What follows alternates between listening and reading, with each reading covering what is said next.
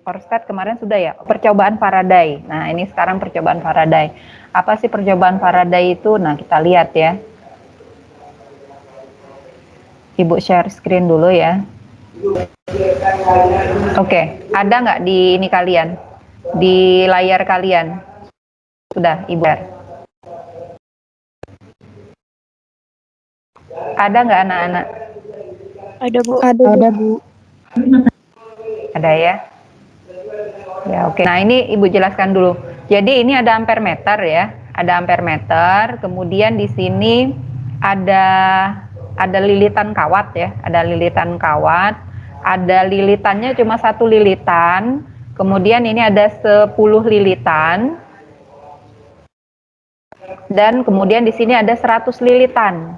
Ini anak-anak ya. Jadi ada ampere meter nih. Ampere meter kan untuk mengukur kuat arus ya. Nah, kemudian di sini ada apa namanya satu lilitan tadi ya, ada satu lilitan, kemudian ada 10 lilitan, ada 100 lilitan. Lilitan apa Bu? Lilitan kawat tembaga. Bisa dilihat agak kuning-kuning di sini ya. Jadi ini lilitan kawat tembaga.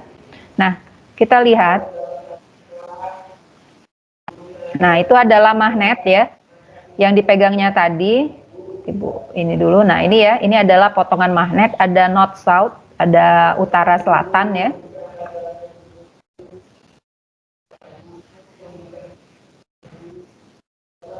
Nah, kemudian akan dihubungkannya di sini lilitan ini dengan apa namanya, dengan ampere meter ini tadi ya, ampere meter ini tadi.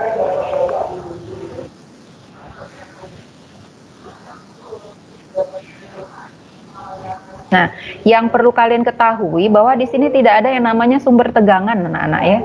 Tidak ada sumber tegangan. Jadi kalau yang biasa itu kan kalau kita mau mengukur kuat arus itu kan harus dihubungkan dengan sumber tegangan ya. Apakah itu baterai, apakah itu stop kontak PLN gitu ya. Nah, baru ada arusnya kan seperti itu ya. Tapi ini tidak ada sama sekali sumber tegangannya. Jadi yang ini yang apa kabel ini ya, kabel yang hitam ini dihubungkan ke bagian ini bagian sebelah kiri ini ya, dari loop dari lilitan ini. Kemudian yang sebelah kanannya ini dihubungkan lagi dengan yang bagian kabel merah sampai ke ampere meter lagi. Jadi sama sekali tidak ada yang namanya sumber tegangan di sini, gitu ya. Itu. Nah, kemudian kita lihat lagi. Nah, kemudian dia menggerakkan magnetnya tadi masuk ke dalam lilitan ini tadi. Ini baru dicoba di satu lilitan itu ya. Kita lihat, coba kita lihat ampere meternya. Apa yang terjadi dengan ampere meter?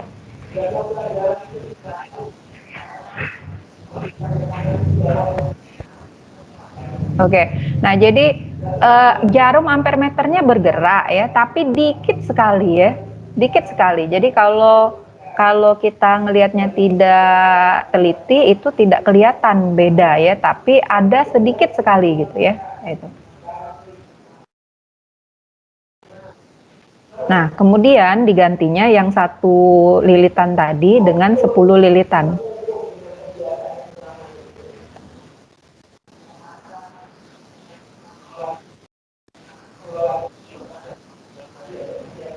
Nah, itu ya.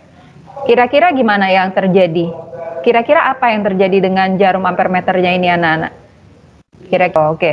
Gimana Putri Dharma? Bergerak Bu. Bergerak. Bergeraknya lebih banyak apa lebih dikit dibanding dengan yang satu loop tadi? Lebih satu banyak. lilitan tadi. Lebih banyak. Ya, coba kita lihat ya. Secara logikanya akan lebih banyak ya. Oke, coba kita lihat. Nah, itu ya. Nah, itu ya. Oke.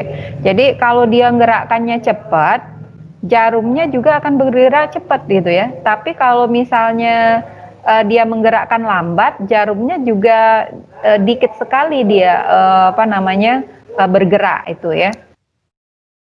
Itu. Coba kita lihat lagi. Nah, itu ya. Itu bukan jarumnya itu bergerak bukan karena geger gitu ya. Apa namanya geger Palembang nih. Karena terkena getaran kita menggerakkannya bukan gitu ya. Tapi memang dia bergerak itu karena ada arusnya gitu ya. Bu, kok ada arus tapi kate sumber tegangan, Bu, cak mano itu. Nah, itu ya. Induksi elektromagnetik itu apa namanya listrik yang dibangkitkan oleh magnet. Nah, seperti itu. Nah, kita lihat dulu ya. Kita lihat lagi.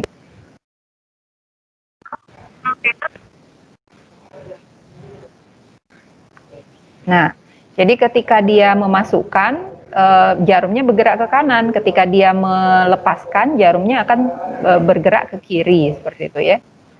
Nah, seperti itu ya. Tapi ketika walaupun ada magnet, ketika dia di tengah tidak digerakkan itu ya. Ketika dia di tengah saja, walaupun ini ada magnetnya nih gitu ya. Tapi dia tidak digerakkan. Nah, di sana tetap tidak ada arus gitu ya. Coba kalian lihat, nih orangnya masih megang magnet di tengah sini gitu ya. Tapi tidak digerakkannya. Apa yang terjadi? Ya tidak juga bergerak ininya, apa namanya arusnya gitu ya. Tidak ada juga arusnya gitu. Nah, coba kita lihat. Nah, tapi ketika digerakkan, nah baru ada arusnya itu ya. Gitu. Oke, kita lihat lagi.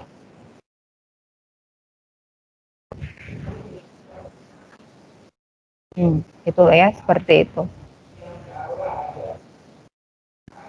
Oke, kita coba lagi ke yang 100, lilitan 100 ya, 100 lilitan. Kalau tadi satu garis yang kecil ini ya, nah kita lihat kalau 100 lilitan kira-kira apa yang terjadi. Oke, kita lihat ya.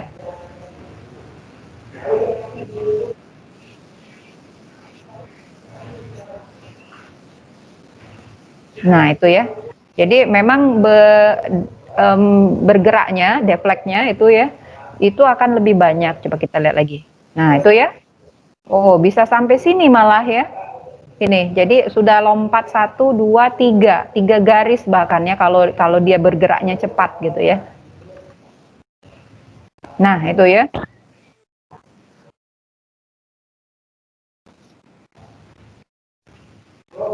Itu. Nah, itu ya, bisa sampai ke sini malah dia ya.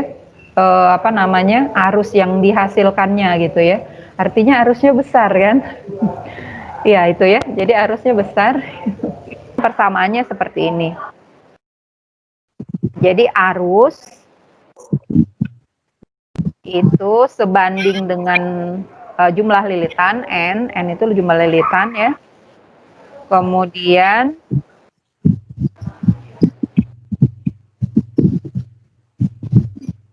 nah, ini yang kecepatan tadi ya. Kecepatan itu di sini adalah besarnya flux magnetik yang kita sebut dengan flux. Nanti flux itu apa, Bu? Nah, nanti kita akan pelajari sesudah ini. Flux magnetik tiap satuan waktu ini ya. Jadi flux magnetik tiap satuan waktu. Jadi kuat arus tadi kan berbanding terbalik dengan hambatannya ya, hambat jenisnya ya, hambatannya. Jadi kalau hambatannya besar, kan kuat arusnya kecil. Kalau hambatannya kecil, kuat arusnya besar kan gitu ya. Hambatannya kayak tembaga tadi kan hambatannya itu kecil gitu ya. Gitu. Nah, hambatannya kecil berarti kuat arusnya besar. Berarti kita buatlah seperti ini persamaannya. Itu ya. Jadi nah itu ya. I sama dengan min N R D flux D ini kita bisa sebut flux gitu ya, atau kalau bahasa Yunaninya itu PSI bacanya C gitu ya. Flux DT itu sama saja gitu ya.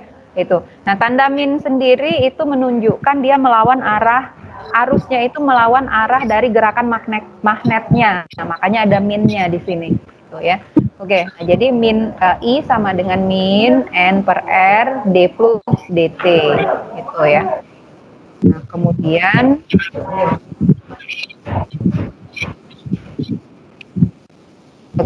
nah kemudian di sini R-nya itu pindah ke sebelah kiri. Jadi kalau R-nya pindah ke sebelah kiri kan berarti RI sama dengan min N D flux DT ya.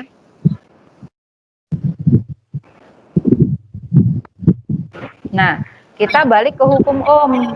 I kali R itu apa sih di hukum Ohm? Ada yang masih ingat? Pi. Apa? Pi, Bu. Iya, betul. V ya, V. V atau tegangan. Nah, maka dibuatlah V. Nah, V V sama dengan min N D flux dt. Nah, itu ya. Nah, maka inilah yang kita sebut dengan persamaan Faraday itu ya, rumus dari hukum Faraday ini, bahwa V nanti kalau di kita istilahnya GGL ya. GGL itu gaya gerak listrik. Jadi GGL sama V itu sama-sama satuannya volt. Jadi V itu sama dengan min N D flux dt. Nah, inilah yang ada di buku kalian di ya. Nah, ini hukum Faraday tadi yang ada di halaman 162 tadi, bahwa V itu sama dengan E itu GGL ya, GGL, satuannya volt, N itu adalah jumlah lilitan, N, kemudian D flux magnetik, itu satuannya Weber, kemudian T itu adalah waktu, satuannya sekon. Ini ya. Nah, sekarang mungkin ada yang bertanya, GGL sama tegangan itu apa bedanya? Sebenarnya ada perbedaan, iya, kalau beda istilah itu sudah pasti ada perbedaan gitu ya, tapi perbedaannya itu tidak banyak gitu ya. Kalau GGL, jadi kalau kalian pegang baterai gitu ya, nah, tegangan di baterai yang masih ada di baterai itulah yang kita sebut dengan GGL. GGL itu gaya kepanjangan dari gaya gerak listrik gitu ya. Gaya gerak listrik. Satuannya volt. Jadi ketika dia masih di baterai itu kita sebut dengan GGL. Tapi ketika dia sudah mengalir dalam rangkaian itu ya, dari baterai, kemudian ke lampu gitu ya, kemudian ke kabel misalnya seperti itu. Nah, ketika dia ada di kabel, di lampu, nah itulah yang kita sebut dengan tegangan gitu. Nah, paham anak-anak ya? Jadi perbedaan GGL sama tegangan paham ya? Jadi GGL itu biasanya kita lambangkan dengan huruf E, tapi kalau tegangan dengan huruf P seperti itu. Nah, kita lanjutkan sekarang ke flux magnetik yang tadi ya. Flux magnetik itu ada kayak huruf O kasih coret di tengah gitu ya, dikasih coret di tengah, dibaca ya, itu diisikan sebagai hasil kali antara komponen induksi magnetik tegak lurus bidang atau B ini ya terhadap luas bidang atau A. Perumusannya itu kalau dia tegak lurus langsung saja B kali A, tapi kalau dia tidak tegak lurus ada sudutnya, berarti kita buat dulu tegak lurus, maka B kali dengan A kali dengan cos theta, di mana theta itu adalah sudut antara garis normal bidang, ini normal bidang ya, ini normal bidang, dan kuat medan magnetiknya B. Ini ya, jadi kalau misalnya ada B, ada garis normal bidang, nah sudut antara keduanya itu yang kita sebut dengan theta, gitu ya. Oke. Jadi keterangannya di sini, ini keterangannya, theta itu adalah flux magnetik ya, satuannya Weber, B itu medan magnetik, satuannya Tesla, dan theta itu adalah sudut antara normal bidang dan kuat medan magnetik. Ini ya. Gaya magnetik itu adalah besarnya kuat medannya. Jadi kalau di sekitar kawat lurus berarus kan ada kuat medan nih, ada B, gitu ya. Karena ada B, ada I, dan ada panjangnya. Ini panjangnya nih L. Maka F itu atau gaya magnetik itu didefinisikan sebagai perkalian antara kuat medan kali dengan arus kali dengan panjang kawat itu ya. Nah, ini tentang gaya magnetiknya itu ya. Nah, sekarang hubungannya apa? Hubungannya itu ke hukum Faraday tadi. Hukum Faraday yang mana? Yang ini nah. Ini ya. Nah, ini hukum Faraday nih yang tadi yang kita jelaskan tadi ya. Itu. Nah, jadi hukum Faraday tadi kan GGL itu sama dengan min N D flux dt. Jadi flux itu apa? Flux itu banyaknya garis gaya magnetik yang melintas suatu bidang. Nah, itu namanya flux magnetik. Jadi makanya kita buat persamaannya seperti ini, bahwa flux itu adalah B kali A kali dengan cos theta. Nah, karena ini persamaannya ada 3 variabel ya, adakah kita turunkan A-nya tetap nih, A-nya tetap, berarti B sama cos theta itu kita letakkan di depan. Makanya jadinya adalah N kali B kali cos theta. Yang kita turunkan apa? Yang kita turunkan adalah A-nya. Maka DA DT. Itulah yang di buku kalian halaman 163. Nah, coba lihat dulu bukunya, halaman 163. Halaman 163 persamaan 4/10. Nih ya, persamaan 4 strip 10. Nah, itu yang kalau luas penampangnya yang diubah itu ya. Jadi B-nya dibuat tetap, cos theta-nya dibuat tetap, tapi luas penampangnya yang diubah, maka jadilah seperti ini rumusnya. Yang kedua, ini tadi kan A-nya sudah ya kita buat tetap nih, dibuat berubah. Nah, sekarang kita buat yang berubah adalah B-nya atau kuat medan magnetiknya. Jadi, maka A sama cos theta ini kita letakkan di depan. Nah, di sini. Ini A, ini cos theta, dB dt-nya ini kita buat berubah-ubah. Ini ya, seperti ini. Makanya dB dt. Jadi kalau misalnya nanti ada misalnya B-nya itu adalah apa ya, misalnya AT kuadrat ditambah BT ditambah C.